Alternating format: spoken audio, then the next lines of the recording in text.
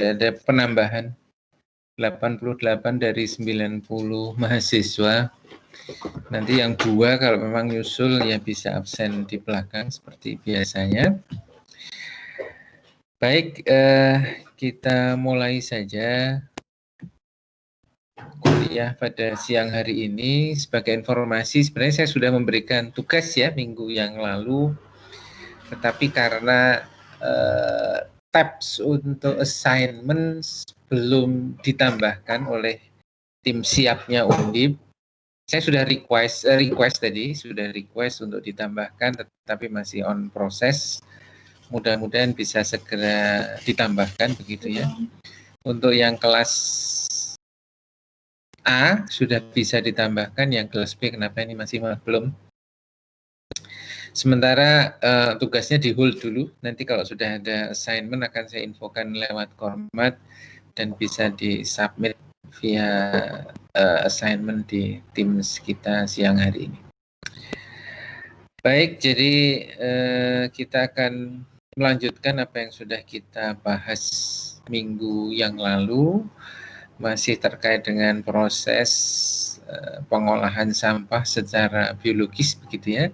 Minggu yang lalu kita sudah banyak membahas tentang composting, di mana merupakan pengolahan sampah secara biologis oleh mikroorganisme yang memerlukan oksigen atau secara aerob.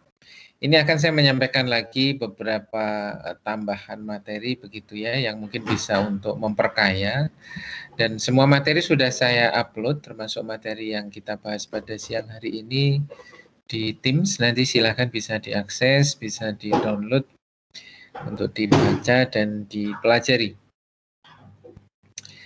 Baik, jadi ini adalah bioteknologi terkait dekomposisi bahan organik. Tidak akan saya sebut satu persatu, sekedar overview karena beberapa hal sudah kita bahas minggu yang lalu.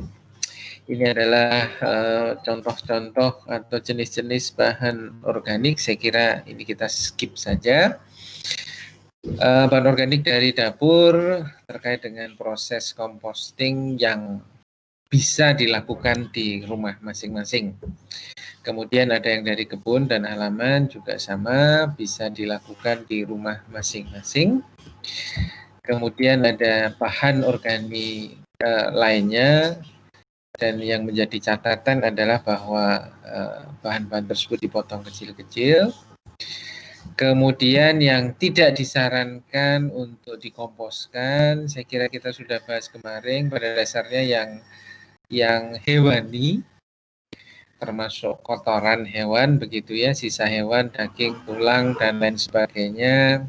Satu itu adalah bisa mengundang lalat, bisa mengundang bau tidak sedap, dan lalat itu banyak mengandung bakteri patogen sehingga ini tidak diinginkan dalam proses pengomposan. Kemudian potongan kayu besar karena mengandung lignin, mengandung selulose, hemiselulose yang cukup tinggi sehingga terlalu sulit untuk dikomposkan. Kemudian gulma yang ganas juga sama dengan yang di atasnya, artinya bahwa ini mengandung materi organiknya, mikroorganisme yang tidak menguntungkan, dan tentu saja bahan yang bukan organik ini yang tidak boleh untuk dikompos begitu. Oke, kompos menguntungkan bagi tanah, saya kira ini bisa dibaca sangat berkelanjutan dari sudut pandang lingkungan, kemarin kita sudah bahas. Kemudian dekomposisi bahan organik. Oke, dari bahan yang kompleks pada dasarnya proses pengomposan oleh mikroorganisme, tidak hanya pengomposan ya, baik itu anaerobik maupun anaerobik, proses ini merupakan proses untuk mendekomposisi, mendegradasi, mengurai gitu ya, material-material yang kompleks menjadi material-material yang lebih tidak kompleks begitu ya. Jadi dari rantai panjang dirubah menjadi rantai yang lebih sederhana. Ini lignin tadi kenapa material kayu yang keras itu tidak disarankan untuk dikomposkan karena mengandung lignin yang sulit terdekomposisi sehingga membutuhkan waktu pengomposan yang lebih lama, begitu ya. Kemudian ini adalah dekomposisi material organik yang susceptible, tentu saja ini yang paling disarankan untuk dilakukan pengomposan seperti gula, starch, glikogen, pektin, kemudian lemak dan lain sebagainya, asam amino, protein masih oke, hemiselulosa dan selulosa masih oke, tetapi ini berada di grade yang menengah. Kemudian lignoselulosa dan lignin yang sangat resisten. Artinya kalau kita mau melakukan proses pengomposan, paling tidak ada yang di kelompok pertama dan kelompok kedua, begitu ya. Jadi kenapa bahwa pengomposan itu perlu dilakukan pemilahan? Pada dasarnya kita harus memilih material-material yang compostable, yang easily compostable, begitu ya, yang easily compostable atau easily biodegradable, yang mudah untuk diurai oleh mikroorganisme. Kemudian pengomposan saya kira sudah banyak kita bahas minggu yang lalu. Nanti ada yang beberapa yang mungkin perlu kita lakukan penekanan. Mikroba pengompos tadi sudah minggu yang lalu sudah kita sudah kita bahas. Kompos adalah produk, begitu ya, produk. Tadi kemarin sudah kita bahas ya, jadi ada material organik, kemudian plus oksigen, menghasilkan produk yang lebih stabil, termasuk CO2 dan H2O. Jadi kompos itu adalah produk yang lebih stabil. Kemudian keuntungan pemberian kompos, nanti saya kira ini bisa Anda baca sendiri. Satu, memperbaiki struktur tanah, jadi mensuburkan tanah, begitu ya. Kemudian menghidupi biotanah, ya ini yang membedakan antara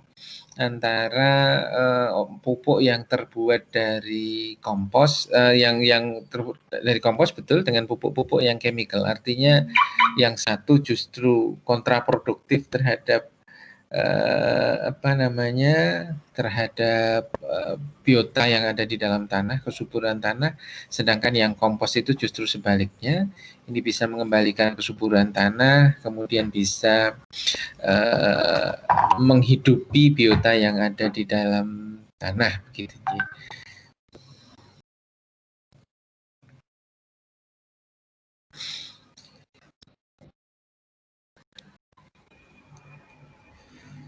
Kemudian selanjutnya ada keuntungan yang lain, saya kira nanti bisa Anda bisa Anda pelajari sendiri.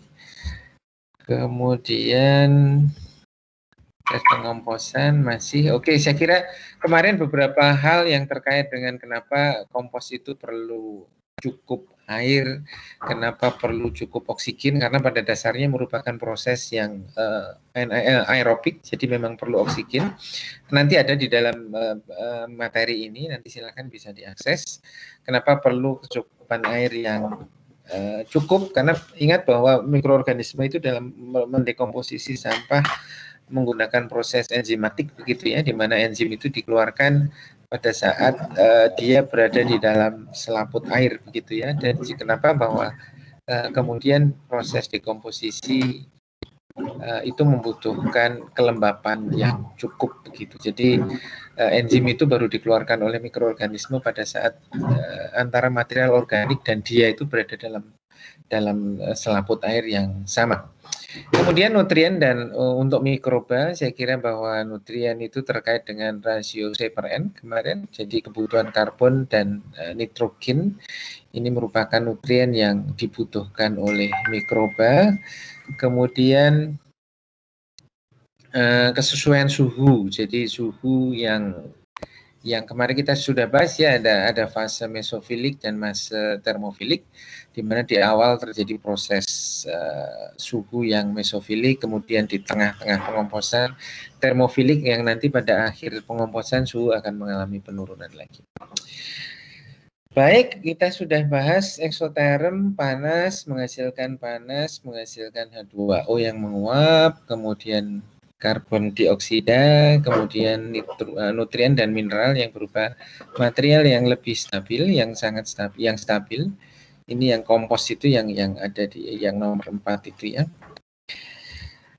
Nah, ini adalah pada dasarnya kemarin kita sudah bahas ya, diagram proses pengomposan. Saya kira tidak perlu kita ulangi lagi. Ini juga demikian.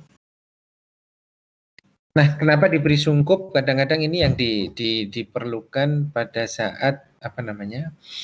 Pada saat kita ingin mempertahankan suhu di kisaran termofilik.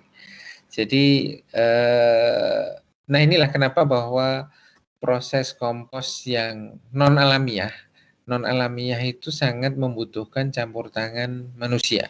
Jadi perlu introduksi ya katakanlah teknik metode tertentu, baik itu yang sederhana maupun yang kompleks. Nanti akan kita lihat yang kompleks seperti apa, tetapi yang sederhana misalnya pembolak-balikan, pemberian sungkup. Kemudian kenapa dalam skala kecil? Karena skala kecil itu sangat mudah sekali proses sirkulasi udara yang masuk di dalam timbunan kompos.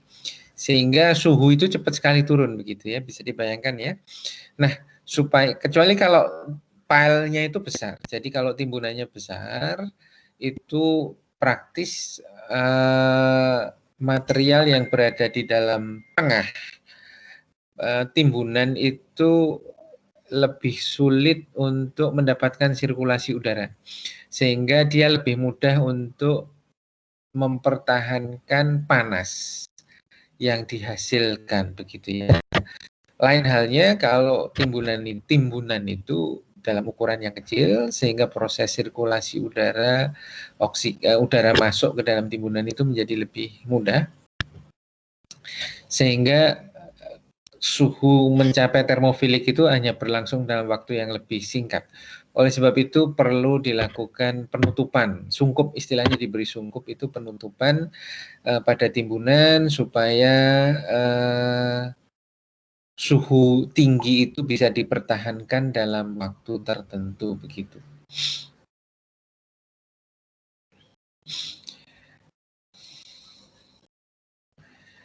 Kemudian waktu, nah ini apa yang menyebabkan kompos itu cepat atau lambat proses stabilisasinya? Satu, bahan baku yang digunakan. Tadi milih yang very susceptible begitu ya. Jadi artinya yang paling mudah yang easily biodegradable begitulah. Dibandingkan yang bagian tengah. Jadi semakin kita memilih material yang mudah dikomposkan, maka waktu untuk menjadi stabil atau matang katakanlah demikian akan menjadi lebih cepat.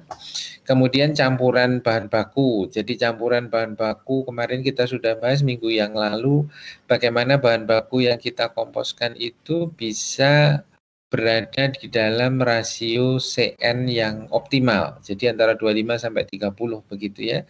Jadi jangan sampai kita hanya mengomposkan material-material dengan CN yang kecil atau CN yang terlalu besar sehingga menjadi tidak seimbang.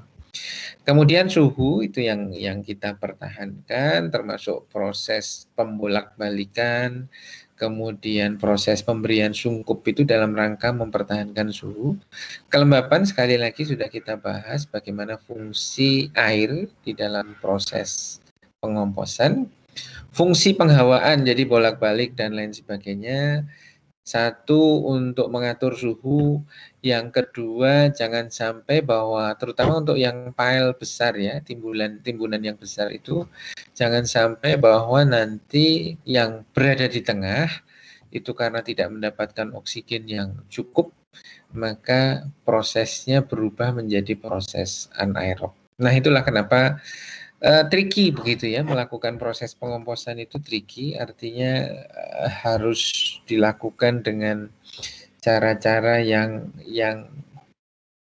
paling sesuai begitulah, yang paling sesuai. Tentu saja ini perlu riset, perlu pembiasaan, perlu penelitian begitu ya, kira-kira bagaimana supaya kompos saya itu bisa matang dalam waktu yang cukup cepat begitu ya.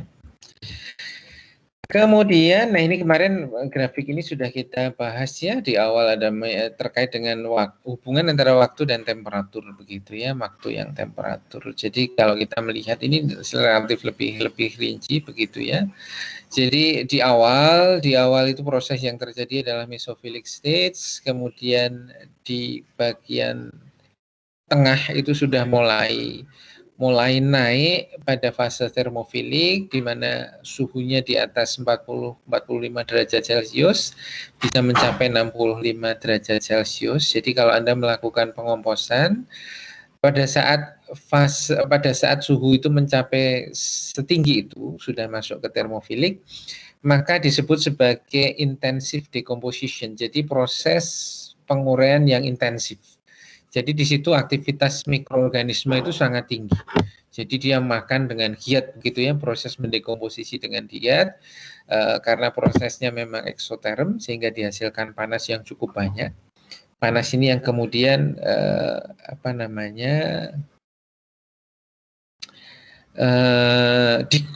mencapai fase termofilik yang kemudian digunakan sekaligus untuk membunuh bakteri patogen. Nah, kemudian dengan berjalannya waktu pada saat material organik itu sudah berkurang, sudah menjadi semakin sedikit yang bisa didekomposisi, maka aktivitas mikroorganisme akan mengalami penurunan juga. Nah, mengalami penurunan tentu saja panas yang dihasilkan sudah juga mengalami penurunan. Inilah fase curing begitu ya, fase pematangan begitulah. Fase pematangan di mana nanti pada suhu yang terendah itu kompos sudah bisa. Salah satu yang bisa kita gunakan untuk melihat apakah kompos itu sudah matang atau belum, salah satunya bisa dilihat menggunakan indikatornya adalah suhu atau temperatur gitu.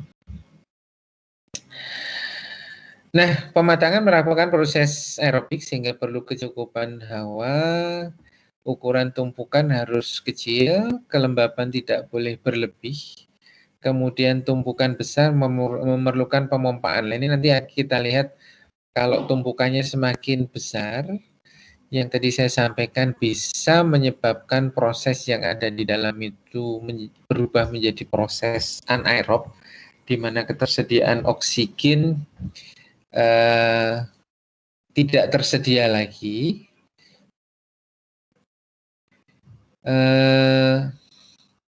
maka diperlukan pemompaan. Jadi ada artificial aerasi begitu ya. Jadi diperlukan pemompaan sehingga memastikan bahwa pile, tumpukan atau bagian kompos yang ada di bagian tengah ini tersuplai oksigen dalam jumlah yang cukup. Nah, kita masuk pada sistem pengomposan yang komersial begitu ya.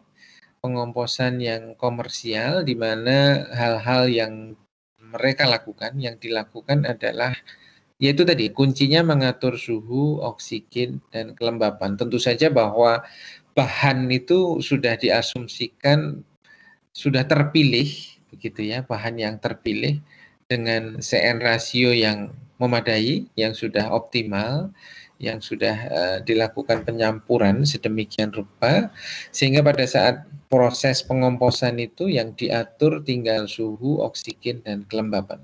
Bagaimana bahwa tiga variabel ini selalu dalam kondisi yang optimal begitu ya, dalam kondisi yang terbaik.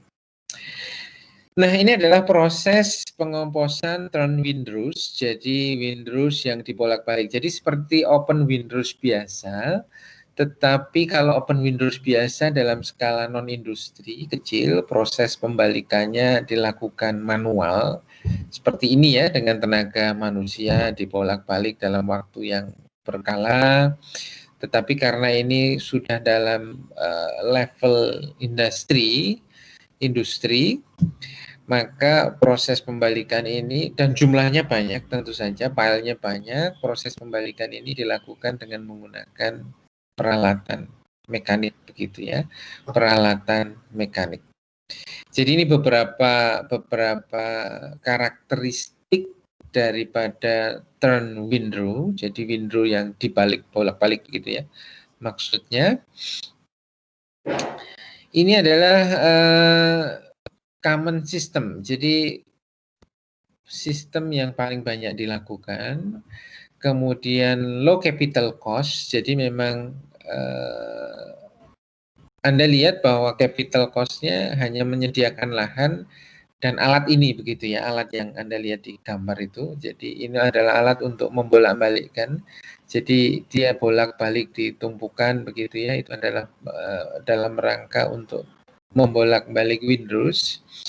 Tetapi high operating cost, jadi ongkos operasinya cukup tinggi karena mengoperasikan alat itu yang tentu saja membutuhkan sumber daya begitu ya, membutuhkan energi, bahan bakar, kemudian ada operator dan lain sebagainya. Sistemnya fleksibel, kemudian aerasi dilakukan dengan pembalikan begitu ya, dengan front end loader, jadi dengan spesial mesin seperti yang kita lihat ini. Jadi proses pembalikannya dilakukan oleh mesin ini. Kemudian slow rate decomposition, jadi ya memang ini seperti open windrow konvensional hanya dibantu dengan alat-alat mekanik. Kemudian stable composnya dalam waktu 3 sampai 12 bulan, jadi 3 bulan sampai 1 tahun.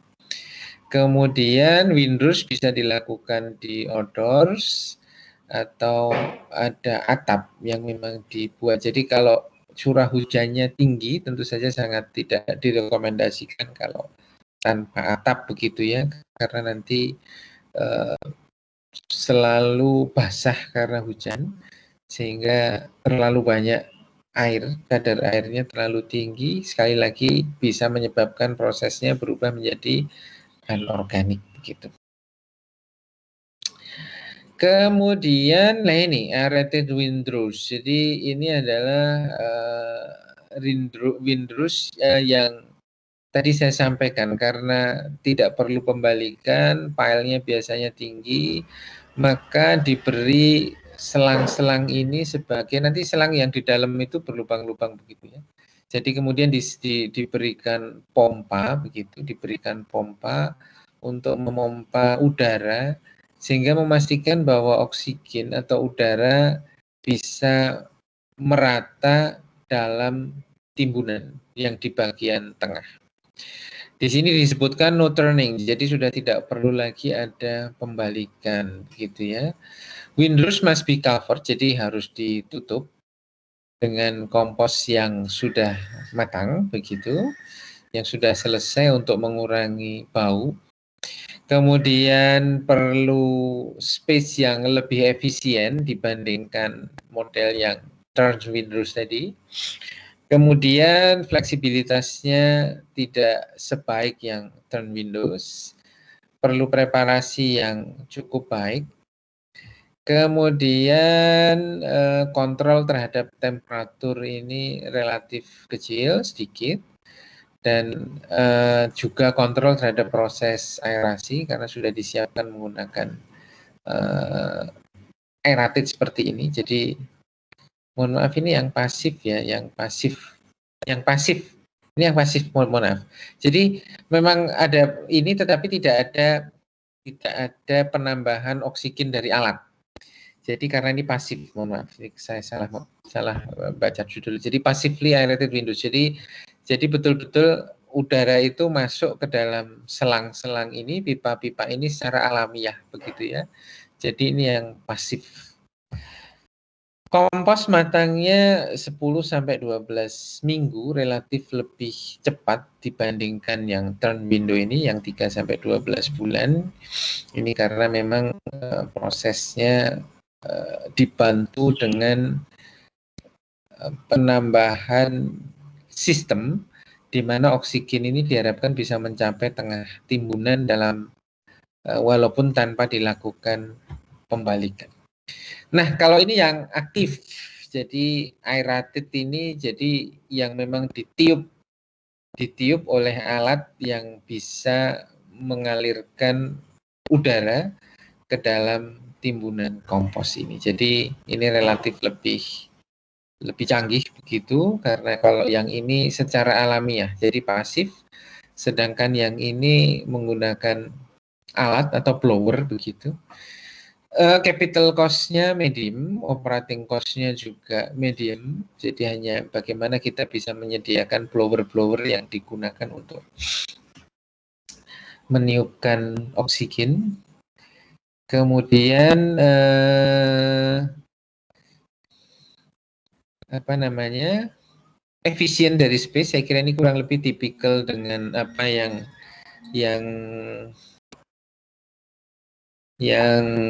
pasif tadi. Kemudian usually must be covered begitu dengan kompos, jadi kurang lebih sama dengan yang pasif tadi untuk mengurangi bau. Kemudian waktu pengomposannya berkisar antara 6 sampai 12 minggu, jadi relatif lebih pendek daripada yang pasif. Kemudian further curing usually required, jadi setelah matang kemudian ada tambahan perlakuan lagi supaya proses pematangannya menjadi lebih baik lagi, menjadi lebih stabil lagi. Nah ini sama, jadi aerated tetapi coverednya, kalau yang tadi coverednya dengan kompos yang sudah matang, sekarang ini di cover dengan apa namanya, dengan semacam plastik begitulah, penutup begitu. Kalau kita melihat waktu stabilnya relatif lebih cepat lagi, 3 sampai 6 minggu begitu. Sama space efficient, kemudian sama fleksibilitasnya tidak terlalu baik. Butuh preparasi yang lebih hati-hati begitu terkait dengan material yang digunakan. Forced aeration, jadi artinya bahwa itu dibuat apa namanya, ada blowernya ini ya. Blowernya yang memang tugasnya adalah meniupkan udara yang ada di dalam windrush begitu. Kemudian ini yang lebih canggih lagi menggunakan rotating drum begitu. Ini high capital cost karena lebih sudah seperti pabrik begitu ya. Jadi ini drumnya relatif lebih besar, tetapi operating cost-nya medium.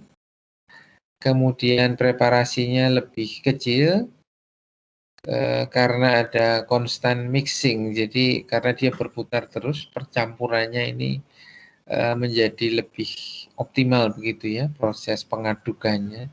Ini sebenarnya hampir sama kalau kita menggunakan komposter yang menggunakan drum itu ya, drum plastik di mana ada tangkai pengaduk yang ada di atas yang kemudian itu dilakukan pengadukan. Tetapi ini pengadukannya lebih konstan, lebih stabil terus-menerus begitu ya. Kemudian decomposition initialnya, jadi awal decomposition di dalam drum itu lebih cepat sampai 7 hari.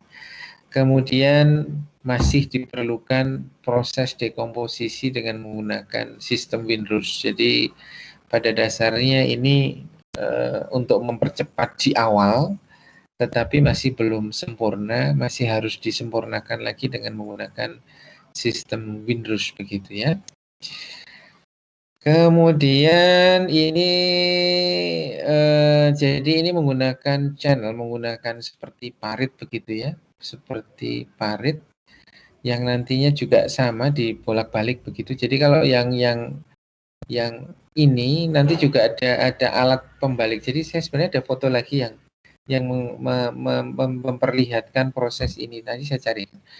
Agitated bed or channel itu jadi sama, bahwa ini dibuat dalam beberapa line, beberapa parit yang nanti akan dibalik-balik juga, tetapi menggunakan ada alatnya yang maju mundur begitu ya. Nah ini ada mechanical mixing, tetapi juga ada aerasi yang forced aeration, jadi memang ada peniupan oksigen. Efisien dari sisi ruang begitu ya, space efficient. Kemudian covered and fully enclosed, jadi ini indoor, jadi dilakukan indoor begitu. Rapid composting berkisar maksimal 1 bulan, 2 minggu sampai 4 bulan. Kemudian in vessel tapi yang horizontal ini murni otomatis begitu ya, otomatis. Tentu saja karena otomatis capital cost-nya, biaya investasinya menjadi lebih tinggi. Kemudian temperatur dan oksigen karena otomatis, maka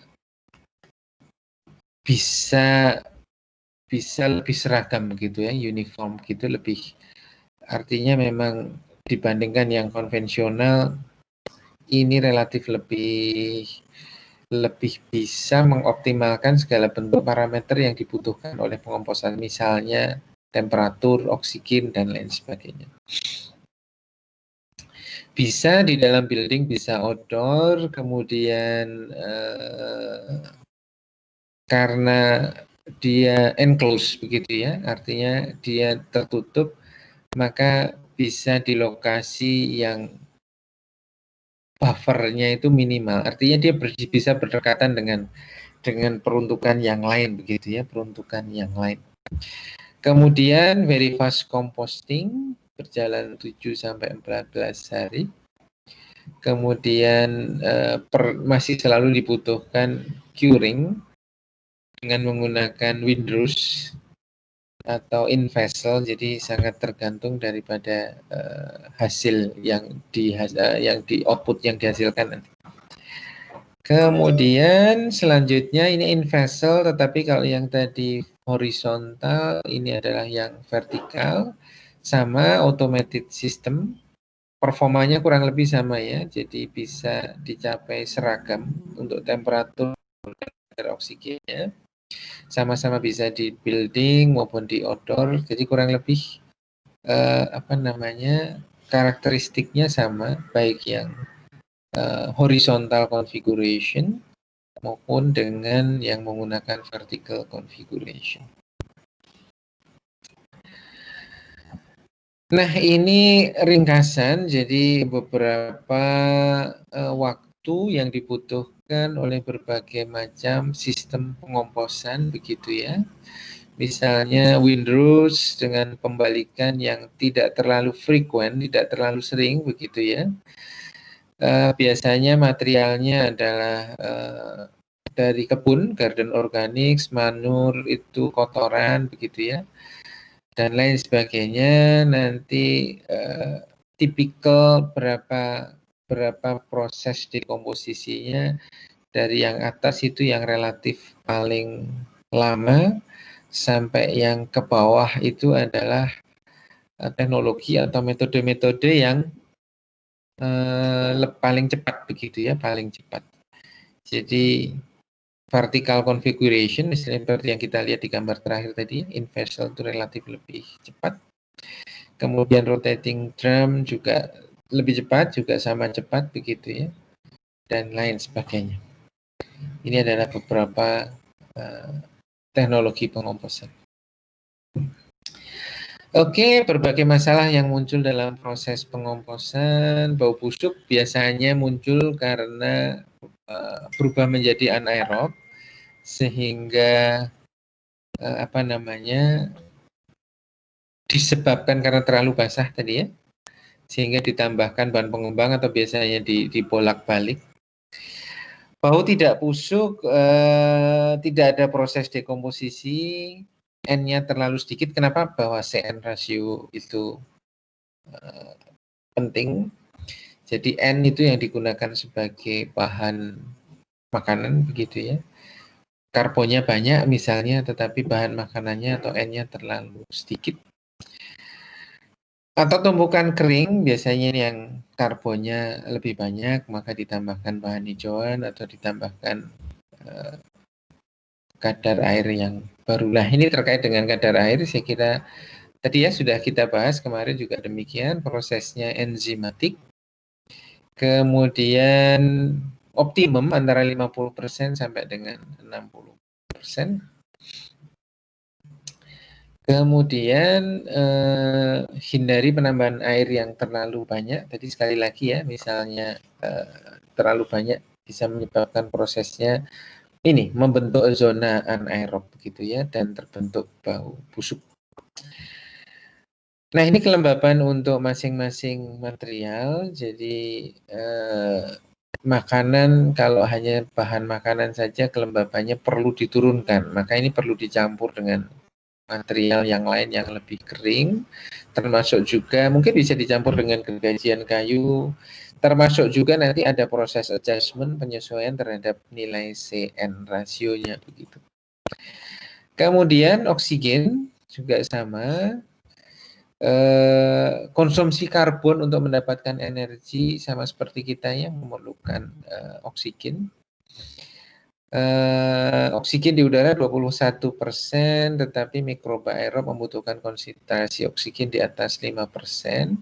Itu kenapa bahwa tadi ada proses aerasi yang alamiah atau pasif, ada yang aktif dengan menggunakan aerated static pile, jadi ada penambahan oksigen dengan menggunakan alat mekanik dengan blower, itu untuk memastikan bahwa mikroorganisme bisa mendapatkan oksigen yang optimal begitu ya. Oksigen yang optimal walaupun dia bisa menggunakan oksigen di atas 5%, tetapi yang optimal adalah 10-14%. Kemudian porositas penghawaan, saya kira ini lebih terkait kepada bagaimana memastikan ada rongga antar partikel di sampah yang bisa digunakan sebagai space di mana oksigen itu berada begitu ya. Jadi kalau Anda memadatkan kompos yang Anda buat, nanti yang dikhawatirkan adalah rongga antar partikel itu tidak ada, sehingga proses tidak ada oksigen yang tersedia di dalam timbunan sampah, timbunan material kompos itu ya, organik, sehingga prosesnya bisa berjalan secara anaerob begitu ya. Kemudian sifat fisik campuran bahan kompos, porositas, struktur, termasuk juga kenapa kita harus mencacah itu ya, mencacah kompos menjadi partikel yang lebih kecil dalam ukuran yang lebih kecil. Ini karena membutuhkan porositas yang cukup. Porositas yang cukup di samping untuk memperluas area permukaan, di samping untuk mempermudah mikroorganisme untuk melakukan proses pelepasan enzim begitu ya. Anda bisa membayangkan kalau daun itu besar tidak dipotong. Nah, untuk membuat itu menjadi terselimuti oleh selaput air, water film itu menjadi sulit.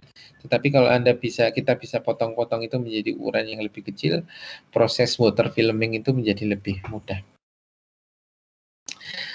Sifat fisik campuran kompos dapat disesuaikan melalui pemilihan bahan dan pengecilan ukuran. Nah, ini pengecilan ukuran. Bahan yang ditambahkan menyesuaikan sifat fisik disebut sebagai bahan pengembang, bulking agent, bisa macam-macam, bisa gergaji, bisa macam-macam, tergantung apa yang kita inginkan. Kadang-kadang kalau di penelitian itu Pak, karena bahan gergaji itu banyak tersedia, tidak dimanfaatkan, dicoba digunakan sebagai bulking agent gitu ya, jadi pengembang. Sementara sampah banyak, misalnya di suatu wilayah desa yang pengrajin penggergaji kayu itu banyak, kemudian sampah organik yang dihasilkan banyak, sementara belum dilayani oleh sistem pengelolaan sampah kota. Maka ini bisa dikawinkan begitu ya, antara sampah yang organik yang belum terkelola, biasanya dibuang di sungai, di illegal dumping, di TPA yang tidak legal. Sementara desa itu banyak sekali penggergajian kayu, sehingga menghasilkan banyak serbuk gergaji. Atau desa itu merupakan desa yang banyak menghasilkan pertanian yang pada saat panen banyak menghasilkan jerami, banyak menghasilkan gabah, itu bisa dicampur begitu ya, dicampur. Nanti ada tambahan material yang lain yang mungkin bisa digunakan untuk proses pengomposan. Nah ini luas permukaan untuk pertumbuhan mikroba menggunakan biofilm atau water film, porositas yang cukup, penghawaan 35-50%. Kemudian partikel lebih besar daripada 1 inci, luas permukaan kecil, jadi semakin banyak kita potong luas permukaannya menjadi lebih besar. Kemudian partikel yang lebih kecil, lebih sangat kecil juga, terlalu kecil menurut saya. Maksud saya jadi tidak menguntungkan juga karena nanti cenderung memadat. Dan seperti yang saya sampaikan, kalau memadat nanti rongga antar partikelnya itu menjadi kecil atau bahkan hilang, sehingga oksigen tidak lagi nyelip di situ begitu ya. Jadi tidak lagi nyelip di situ. Nanti proses yang terjadi menjadi anaerob.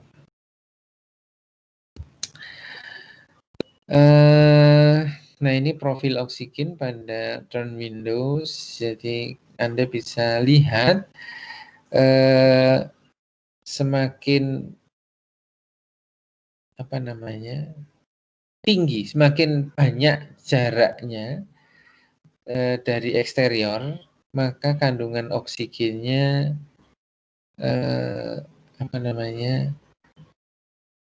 semakin kecil begitu ya, dibandingkan dia yang ada di permukaan. Jaraknya di permukaan itu 0 meter misalnya, maka oksigen concentration-nya, konsentrasi oksigennya itu relatif lebih tinggi. Nah ini demikian, yang ada di tengah juga demikian. Jadi berdasarkan waktu, kalau dia berada di tengah, konsentrasinya bisa naik turun begitu ya, naik turun. Karena ada proses pembalikan. Ini adalah mekanisme aerasi yang tadi sudah kita bahas.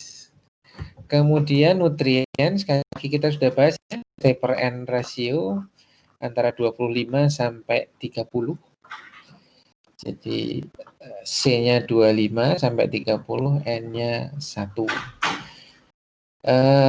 CN optimum akan menghasilkan kecepatan dekomposisi yang tinggi. Artinya seimbang antara karbon sebagai sumber energi dengan nitrogen sebagai bahan makanannya, itu seimbang. Kemudian nisbah CN rasio 20 sampai 40 sesuai dengan pengomposan, tetapi turun menjadi tapi yang ini yang optimal 25 sampai 30. 20 sampai 40 ini masih sesuai, masih oke lah, maksudnya demikian. Kemudian secara bertahap nanti setelah proses pengomposannya selesai, nanti akan turun menjadi 10 sampai 20 banding 1. Kemudian kalau terlalu rendah, misalnya di bawah 15 banding 1, cepat terdekomposisi tetapi menghasilkan bau busuk karena konsumsi oksigen yang terlalu cepat, begitu ya. Tadi sekali lagi bahwa bau busuk itu menandakan ada proses anaerob. Prosesnya sudah berubah menjadi anaerob. Kemudian saya kira untuk proses pengomposan kemarin kita sudah bahas, gitu ya.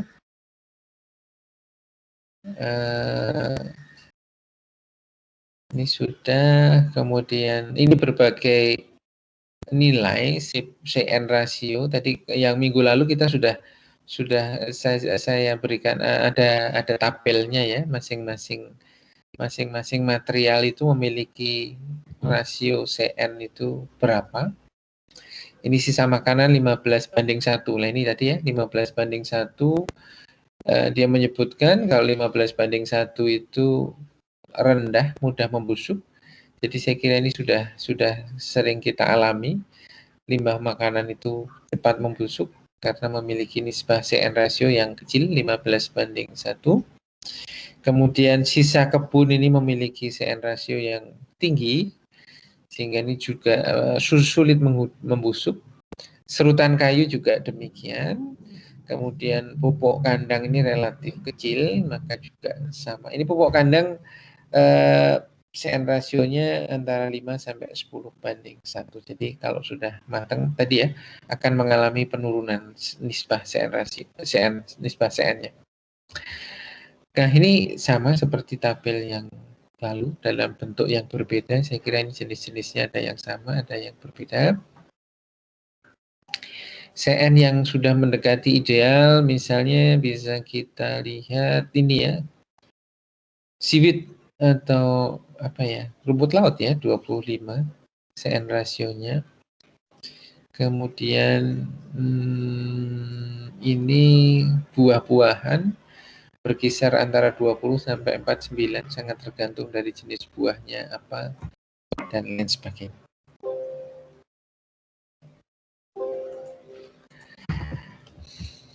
Kemudian suhu pengomposan sudah kita bahas. Nah, panas dihasilkan, kenapa dia eksoterm gitu ya?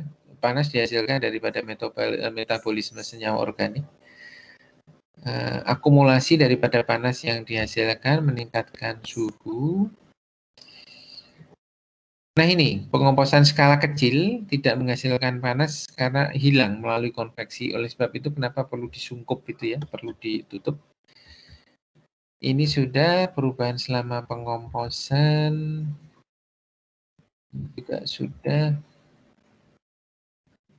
Ini sudah ya di atas 55 derajat digunakan untuk mendeaktivasi benih gulma patogen, baik itu yang berasal dari tanaman, hewan maupun dari manusia. Pembentukan kompos yang stabil tadi kalau kita memahami atau meyakini grafik yang tadi bahwa di awal suhunya rendah, kemudian naik, kemudian kembali mengalami penurunan dan akhirnya bisa stabil, bisa matang itu pada suhu sekitar 20. Hampir sama dengan suhu di awal gitu. Profil suhu saya kira ini sudah kita bahas. Turn window dibandingkan dengan in vessel begitu ya. Jadi perbedaan antara yang di luar dengan yang ada di tengah. Jadi Anda bisa melihat bahwa suhu yang ada di tengah tumpukan relatif tinggi, begitu ya, relatif tinggi. Sedangkan yang ada di permukaan relatif rendah. Nah, kalau yang di tengah ini yang tinggi, cuma di tengah saja, nanti material yang ada di permukaan tidak bisa tidak bisa mengalami atau tidak bisa mendapatkan suhu yang tinggi ini.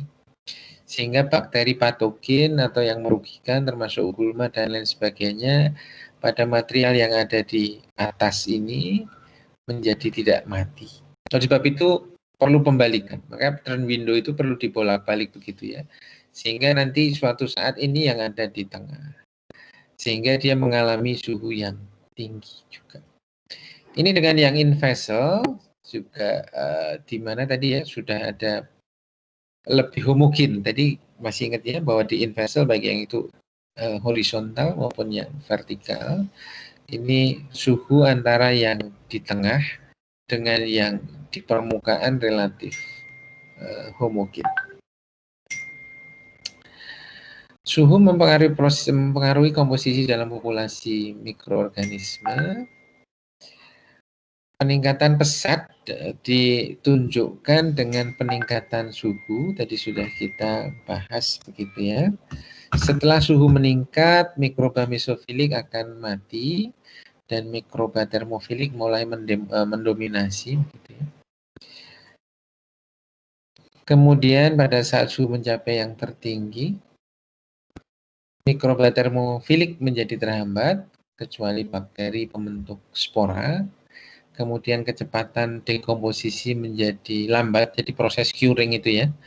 Selama masa penurunan, suhu jamur dan actinomycetes mulai cloning begitu, mendekomposisi bahan-bahan yang lebih sulit terombak seperti selulosa dan lignin. Jadi oleh sebab itu kenapa lignin ini kalau bisa tidak dikonsider untuk masuk di dalam bahan yang akan kita kompos. Pembusukan terkait dengan suasana anaerob nanti akan kita bahas setelah ini bagaimana proses yang terjadi pada fase anaerob. Gitu. Nah, ini NH3 yang menyebabkan bau busuk begitu.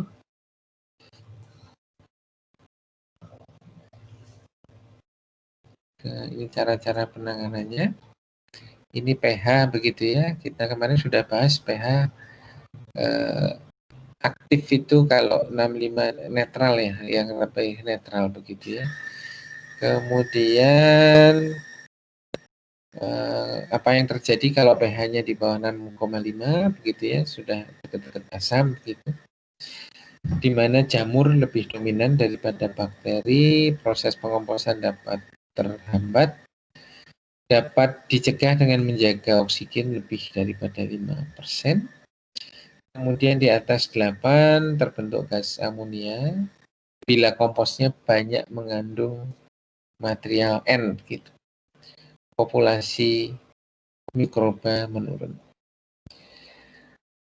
Ini perubahan pH, jadi di awal, nah ini termasuk kalau Anda melakukan penelitian terkait dengan pengomposan, selain suhu, maka pH juga menjadi satu indikator yang bisa kita gunakan apa yang terjadi pada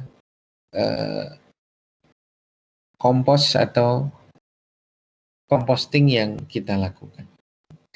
Jadi di awal sempat mengalami penurunan, kemudian mengalami kenaikan, dan akhirnya turun lagi sampai di pH 7 begitu ya, pH yang netral. Oke, jadi itu adalah proses pengomposan yang untuk melengkapi apa yang sudah kita bahas minggu yang lalu. Nah, sekarang kita akan melihat bagaimana proses dekomposisi sampah yang secara anaerob begitu ya, secara singkat kita akan bahas. Mohon maaf belum sempat saya buat PPT-nya, tetapi materi ini juga sudah saya upload di dalam dokumen, mohon maaf, di dalam tim. Nanti silahkan bisa Anda akses, Anda pelajari, Anda baca begitu ya. Nah, ini yang membedakan bagaimana proses yang terjadi secara anaerob dan proses yang aerob yang kemarin minggu lalu dan minggu ini tadi di awal sudah kita bahas. Sekarang kita sedikit akan membahas bagaimana proses yang terjadi secara anaerob begitu ya, khususnya untuk sampah. Nah, kita sudah pahami bahwa sampah banyak mengandung bahan organik yang bisa didegradasi oleh mikroorganisme. Apa yang paling banyak terjadi pada sebuah lahan TPA adalah proses dekomposisi secara biologis, karena sekali lagi bahwa terutama sampah kita ya banyak mengandung material organik. Nah, bahan organik tersebut didekomposisi baik secara anaerob atau aerob, jadi sudah kita bahas yang bagian aerobik yang kemarin. Kemudian selama keberadaan oksigen, bakteri aerobik melakukan oksidasi terhadap material sampah, jadi proses dekomposisi itu ya.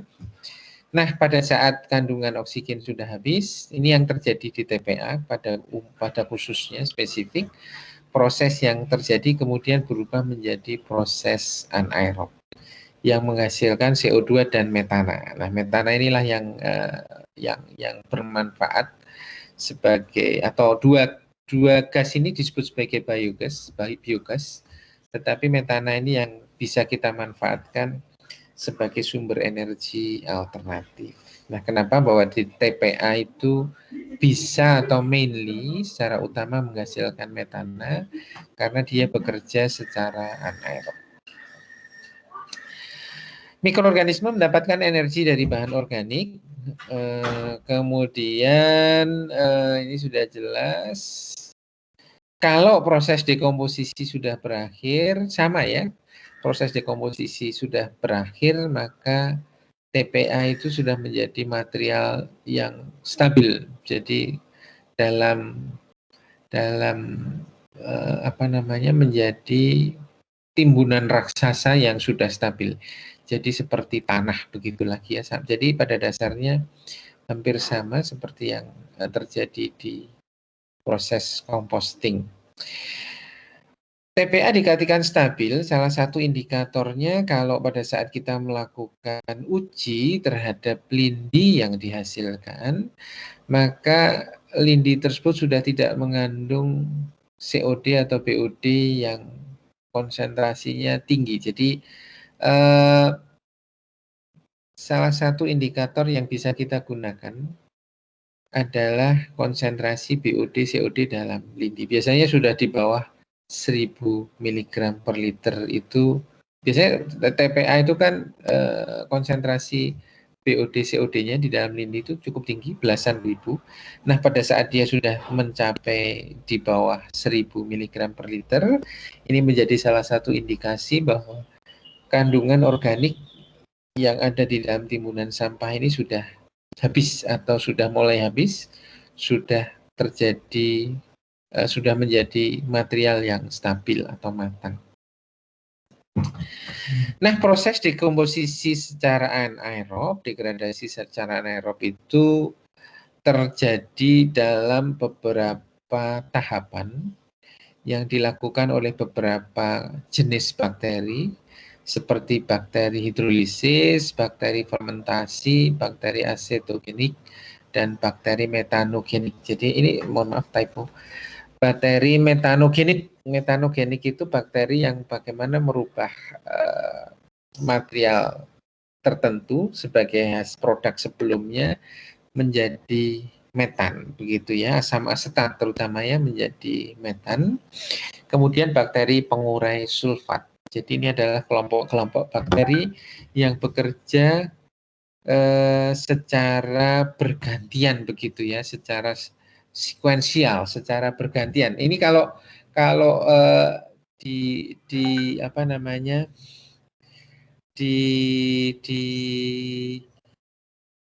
dianalogikan atau kita menganggap bahwa sampah itu prosesnya adalah sistemnya batch, jadi tidak continue begitu ya, jadi tidak continue.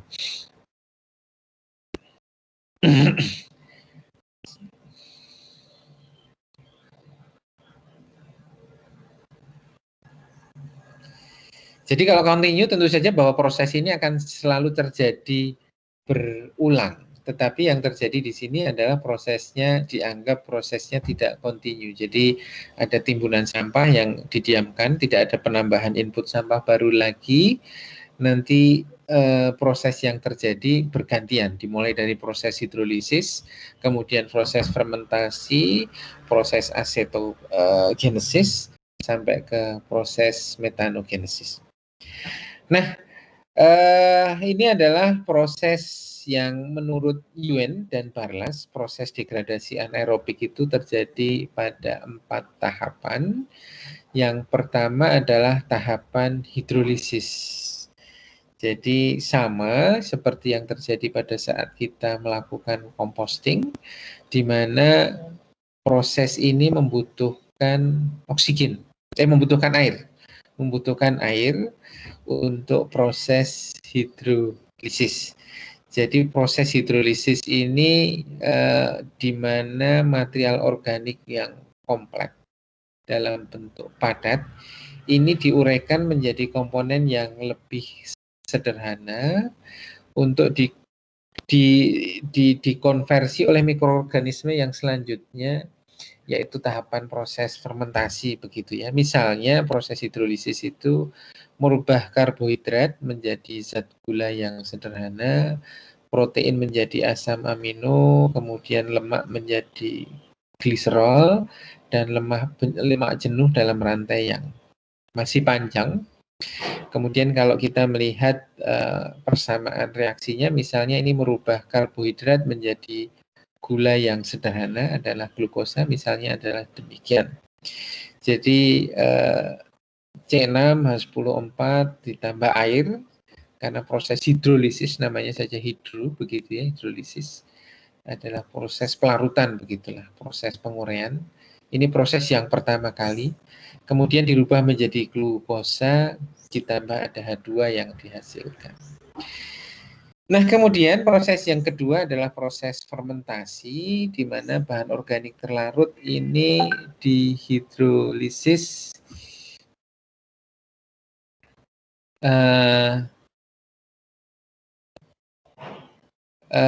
proses yang hasil dari proses hidrolisis ini kemudian difermentasi, diurai lagi, jadi yang sudah terlarut itu nanti akan difermentasi oleh bakteri fermentasi menjadi asam jenuh yang mudah menguap. Jadi saya agak kesulitan menerjemahkan VFA ini ya, jadi volatile fatty acid, jadi asam jenuh yang mudah menguap.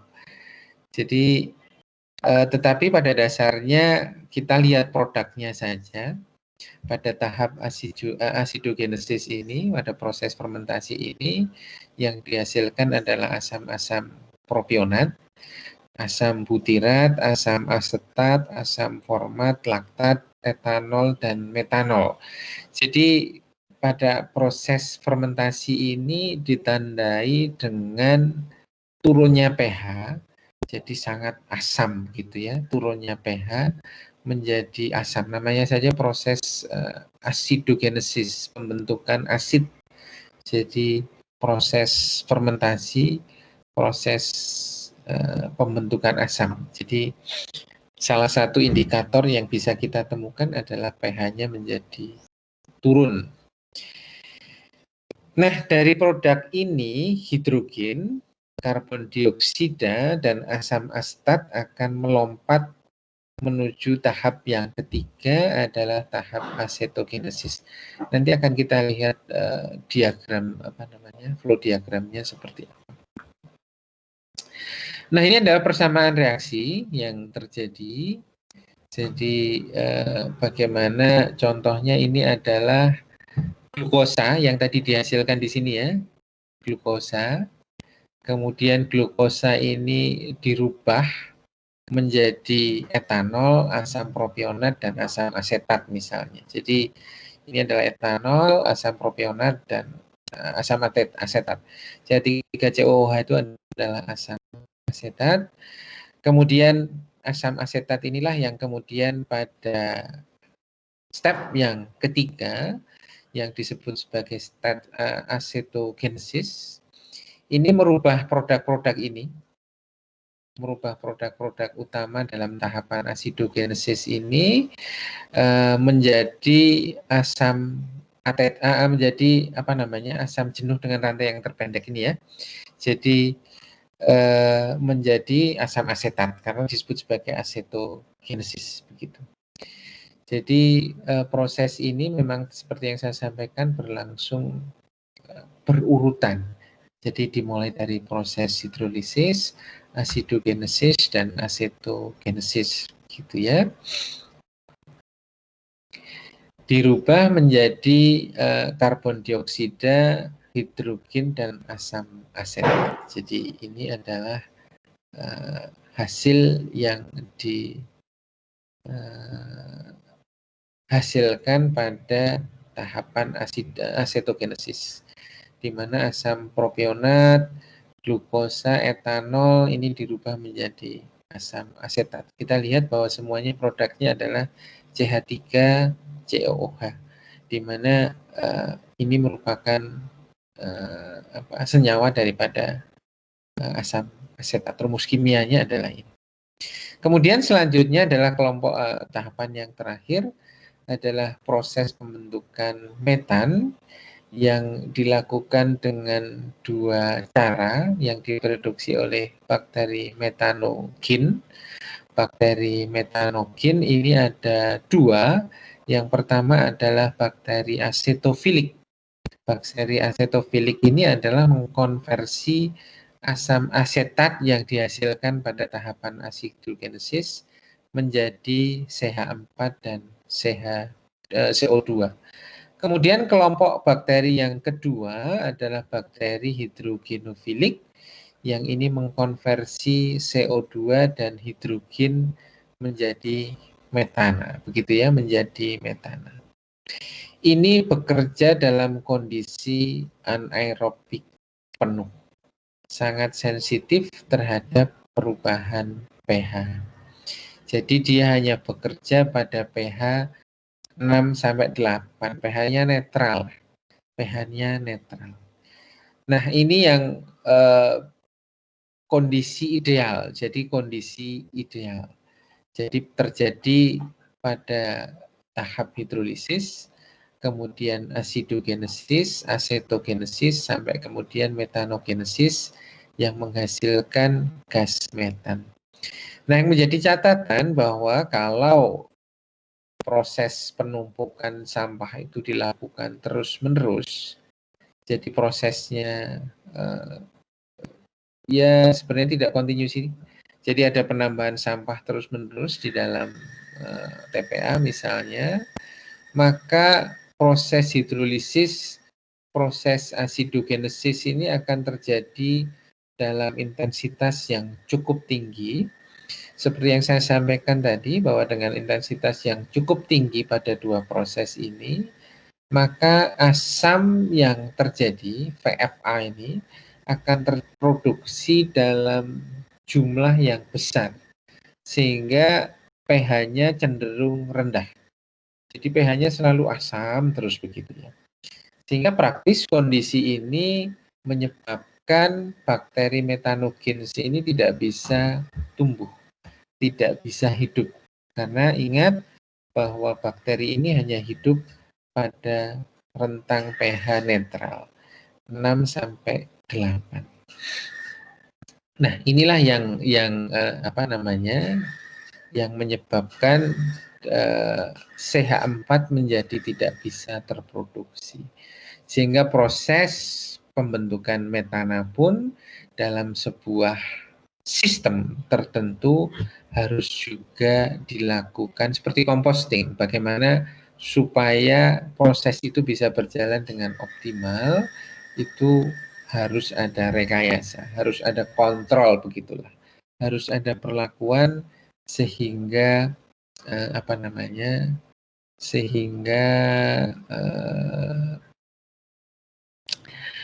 produk yang kita hasilkan, yang kita inginkan berupa metan itu akan bisa terproduksi dengan baik gitu. Baik, jadi ini kalau proses tadi saya digambarkan dalam bentuk diagram alir adalah seperti ini. Nanti silahkan bisa dipelajari begitu ya, bisa dibaca sampai dengan bawah begitu ya, dibaca-baca begitu ya, sampai dengan di bagian ini saya sudah siapkan tulisan begitu yang nanti bisa Anda pelajari terkait dengan bagaimana proses dekomposisi sampah secara anaerob. Jadi bedanya apa begitu. Baik, ada yang mau disampaikan begitu? Kita sudah 1 jam ya kurang lebih terkait dengan materi ketiga ini. Kedua apa ketiga ya? Ketiga ya, pertemuan ketiga ini.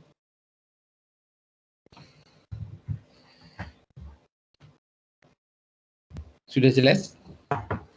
Kalau dari sini sudah jelas, Pak. Terima kasih ya, Pak.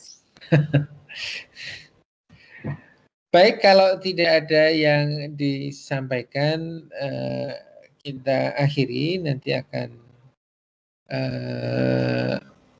saya beri tugas begitu ya, saya beri tugas. Nanti akan, karena assignment-nya belum ada, nanti akan saya sampaikan lewat format begitu. Tugas kecil-kecil saja, tugas ringan untuk mengkompensasi pertemuan kita yang tidak bisa full. Tetapi tugas-tugas kecil itu tentu saja akan saya perhitungkan, nanti bisa digunakan untuk menambah nilai Anda kalau nilai Anda masih kurang. Paling tidak Anda harus bisa mendapatkan nilai B, syukur-syukur A begitu ya. Jangan sampai ada nilai C begitu di dalam transkrip. Sehingga tolong kalau ada tugas-tugas walaupun kecil tetapi bisa dikerjakan dengan sebaik-baiknya begitu ya. Menjadi salah satu pertimbangan saya untuk bisa memberikan added value begitu, nilai tambah bagi proses evaluasi Anda sepanjang 1 semester. Baik, ada yang masih belum bisa absen? 89 dari 90. Ada satu? Atau memang tidak jadi mengambil atau gimana? Yang hadir sudah absen semua ya? Sudah, Pak. Baik, Sudah, kalau Pak. sudah Sudah. semua, kita akhiri pertemuan kita pada siang hari ini. Terima kasih atas partisipasinya, kehadirannya. Wassalamualaikum warahmatullahi wabarakatuh. Waalaikumsalam. Terima Terima kasih, kasih, Pak. Pak. Sama-sama. Selamat.